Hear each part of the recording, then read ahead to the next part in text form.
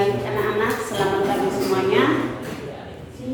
Baik, di sini mungkin baru pertama kali kalian atau anak-anak saya melihat saya di tempat ini.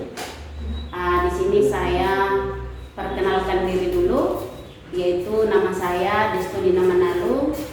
Saya selama ini kerja di Padang, guru SMA, tapi puji Tuhan bisa bekerja di SMP Negeri 2 Bandar. Dan di sini saya mengajarkan bidang studi bahasa Indonesia, yaitu kelas 9. Baik, anak-anak, di sini kita belajar yaitu tentang melaporkan percobaan, ya. Di bab pertama yaitu melaporkan percobaan. Di sini kompetensi dasarnya yaitu mengidentifikasi informasi dari laporan percobaan yang dibaca, didengar, atau percobaan sederhana untuk mendeteksi zat berbahaya pada makanan atau adanya vitamin pada makanan dan lain-lain. Di sana tujuan pembelajarannya yang pertama adalah peserta didik dapat membangun pemahaman dan menyusun laporan percobaan. Ya, ada yang kedua mengenai tujuan dan fungsi laporan percobaan, dan yang ketiga peserta didik mengetahui struktur teks laporan percobaan, dan yang berikutnya mengidentifikasi ciri-ciri kebahasaan teks laporan percobaan, dan yang terakhir menyusun teks laporan baik lisan maupun tulisan. Baik, anak-anak kami, ya, di sini di bab pertama ini kita belajar yaitu tentang teks laporan percobaan, di mana laporan itu adalah suatu bentuk hasil dari sebuah pengamatan yang dilakukan dan bertujuan untuk menginformasikan hasil yang diperoleh tersebut kepada orang banyak. Berdasarkan pengertian tersebut, teks laporan itu adalah sebuah bentuk tulisan yang mengungkapkan suatu fenomena hasil dari pengamatan kepada si pembacanya. Di sini ya anak-anak perhatikan ya. Teks laporan sering juga disebut dengan teks klasifikasi. Hal ini dikarenakan teks ini mengklasifikasikan suatu berdasarkan kriteria tertentu. Teks ini hampir sama dengan teks deskripsi, namun yang membedakan adalah sifatnya. Jika teks deskripsi membicarakan hal-hal khusus, teks laporan membicarakan fenomena atau hal umum yang lebih jelas. Di sini ada pengertian teks laporan percobaan, ya. Ini teks laporan percobaan adalah teks yang berisi paparan tentang tujuan, proses, dan hasil percobaan. Teks laporan percobaan merupakan hasil yang menceritakan tentang percobaan oleh peneliti. Teks laporan percobaan umumnya digunakan melaporkan hasil percobaan, ya, karya ilmiah atau laporan praktikum. Tujuan teks laporan hasil percobaan adalah untuk memberikan informasi kepada pembaca tentang hasil percobaan yang telah dibuat. Teks laporan hasil percobaan bersifat umum atau universal. Di sini juga dijelaskan bahwa ada struktur dan isi teks laporan percobaan. Ya, di bawah ini merupakan struktur teks laporan percobaan. Di antaranya adalah sebagai berikut. Ada di sana disajikan adalah judul, ya. Ada nanti tujuan. Yang ketiga ada bahan dan alat. Yang keempat langkah-langkah kegiatan. Ada hasil dan ada simpulan. Sebelum mungkin kita melakukan percobaan terhadap sesuatu hal yang perlu kita praktekkan nantinya, yang sebelum kita menuliskan ke dalam bentuk teks laporan, yang perlu kalian perhatikan ya dalam menulis teks laporan tersebut, yang pertama adalah judul. Nanti ada di sana saya sajikan contoh teks laporannya, ya. Di sini juga disajikan berikut ciri-ciri teks laporan sesuai dengan hasil percobaan, ya. Di bawah ini merupakan ciri-ciri teks laporan. Yang pertama adalah melaporkan hasil percobaan, dan yang kedua, percobaan ilmiah dilakukan guna sesuatu. Dan yang ketiga, laporan percobaan diawali dengan memaparkan tujuan percobaan. Dan yang keempat, memaparkan bahan dan alat yang diperlukan melakukan percobaan atau melaksanakan percobaan. Dan yang berikutnya, memaparkan prosedur melaksanakan percobaan atau melakukan pengamatan. Yang berikutnya, memaparkan pencatatan hasil percobaan. Dan di akhir laporan dipaparkan kesimpulan hasil percobaan berdasarkan hasil analisis terhadap data hasil pengamatan. Yang berikutnya harus mengandung fakta. Yang berikutnya juga harus ditulis sempurna dan lengkap, ya. Dan yang terakhir, disajikan secara menarik baik dalam hal tata bahasa, jelas isinya, berbobot maupun disusun secara logis. Nah, di sini ada kaedahnya, ya, kaedah teks kebahasaan atau kaedah teks kebahasaan teks laporan percobaan. Ya, ini di bawah ini merupakan kaedah kebahasaan teks laporan percobaan. Yang pertama adalah menggunakan sinonim dan antonim. Apa itu sinonim? Ya, apa sinonim? Yaitu persamaan kata, dan antonim itu adalah lawan kata. Ada dua, yang berikutnya yang kedua adalah menggunakan kata bilangan, ya. Dan yang berikutnya juga menggunakan kalimat perintah, dan yang terakhir menggunakan kata penghubung. Nih, cara membuat teks laporan percobaan, ya. Yang pertama adalah menulis struktur. Susunannya dulu kamu tentukan, ya. Kalau struktur itu adalah susunan dari nanti teksnya itu setelah sudah kalian lihat contohnya atau kalian perhatikan di buku halaman 11 sampai di halaman 13 ada dia 3 model teks, ya. Model teks di dalam buku kelas 9. Ya, nanti kalian perhatikan teks 1, teks 2 dan teks 3. Dari hasil ketiga teks tersebut, kalian dapat menentukan struktur-struktur yang ada dalam teksnya, ya, yang ada dalam teks atau paragrafnya, ya. Nanti kalian perhatikan satu persatu dari ketiga jenis teks yang tersedia yang ada di buku kelas 9. Baik, langkah pertama dalam membuat teks laporan percobaan adalah terlebih dahulu dengan cara membuat struktur teks. Nah, tadi sudah Ibu sampaikan bahwa sebelum kamu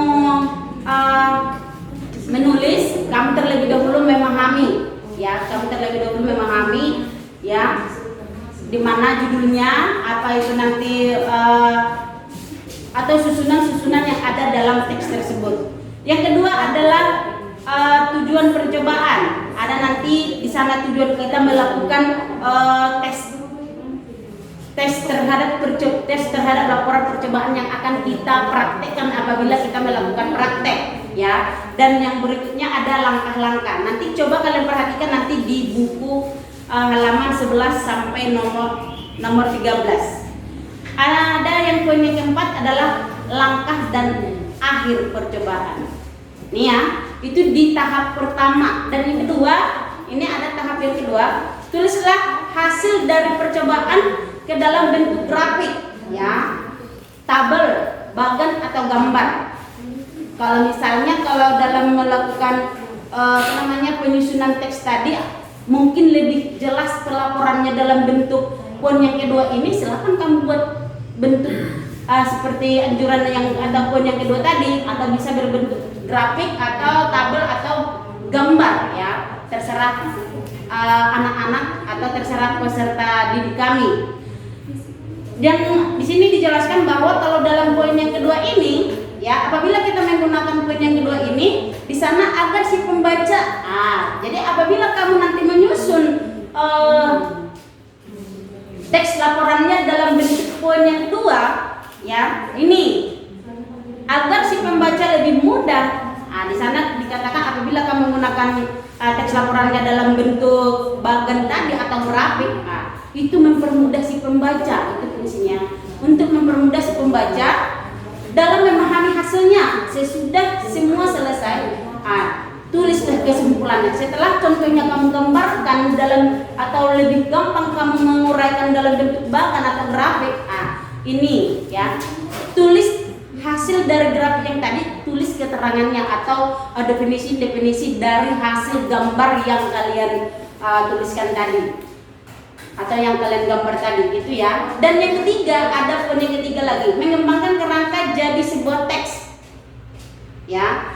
Sebenarnya ini kalau misalnya saya melakukan dengan kata-kata, mungkin anak-anak kami ya atau anak-anak saya belum memahami. Di sini harus ada prakteknya memang. Biar pas ada nanti setelah kita melakukan praktek ada laporannya langsung. Bisa kita buat atau bisa kita tulis laporan teks percobaan ini ya. Biar lebih pas ada praktek. Tetapi karena pandemi anak-anak ya, di sini saya menjelaskan aja mungkin. Kalau ada waktu, kalau ada yang mau mungkin perlu dipertanyakan nanti, ya saya nanti kasih tahu WA saya. Sekarang saya jelaskan dulu. Itu di poin yang keempat tadi, mengembangkan kerangka jadi sebuah teks. Di sini penjelasannya. Saya sudah menjelaskan kerangka tersebut, lalu kembangkanlah jadi sebuah teks. Jangan lupa pula untuk memperhatikan kaidah kebahasaannya, ya, yang dipakai supaya teks percobaan ini mudah dipahami oleh pembaca.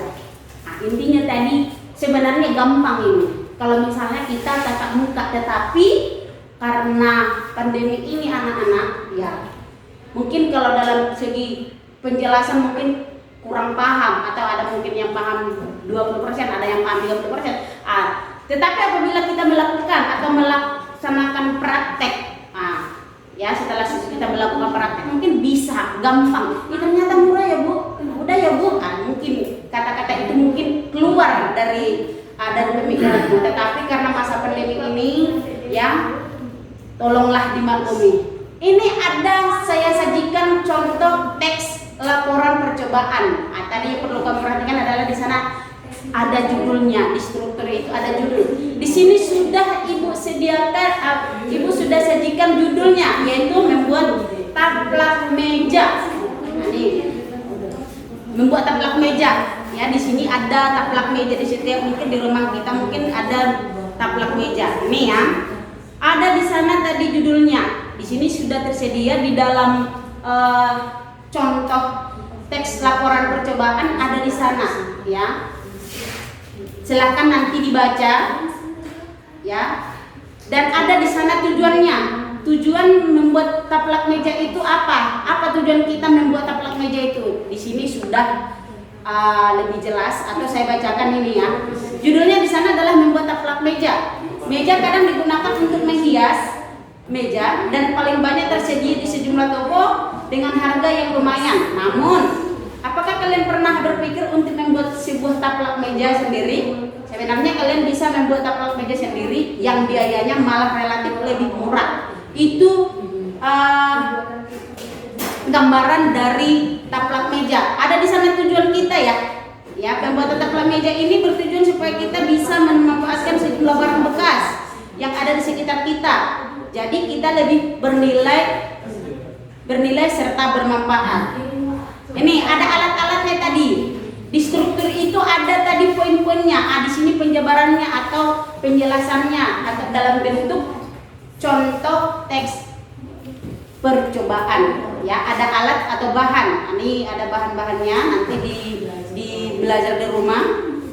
Nih, ya, ada dia langkah-langkahnya.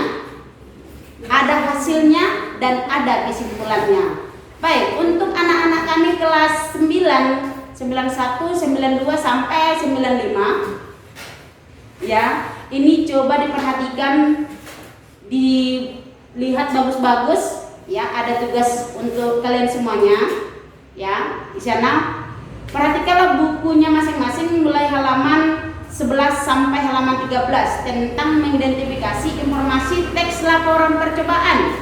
Lalu tentukanlah teks tersebut manakah yang termasuk teks laporan, teks eksplanasi, dan teks deskripsi. Di dalam bukumu itu nanti kamu lihat di internet, apabila anak-anak kami yang belum punya buku, bisa di-download bukunya. Ya, bisa di-download bukunya. Lihat tugasnya ada di, nanti setelah kalian download nanti bukunya ya. Nanti lihat, perhatikan, baca mulai halaman 11 sampai nomor 13 ya. Ini, lalu kerjakanlah bukunya di halaman 13 dan carilah di internet. Yang poin yang ketiga ini ya, poin yang ketiga ini mencari teks percobaan ya di internet ya, tentang penyusunan teks laporan percobaan serta tentukanlah struktur teks laporan tersebut. Itu ya. Nanti berarti kalau misalnya sudah jelas ini mulai dari poin 1 sampai poin yang ketiga, nanti bisa kamu kumpul Selasa depan.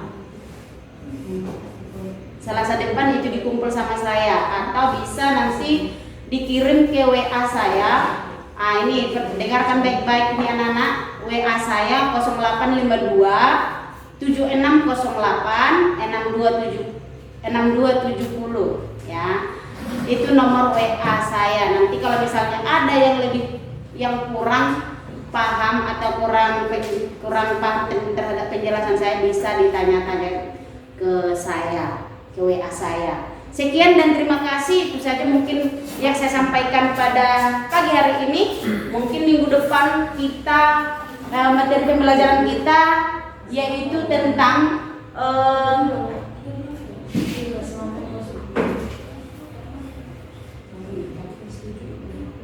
menelaah struktur ya, dan kebahasaan teks percobaan.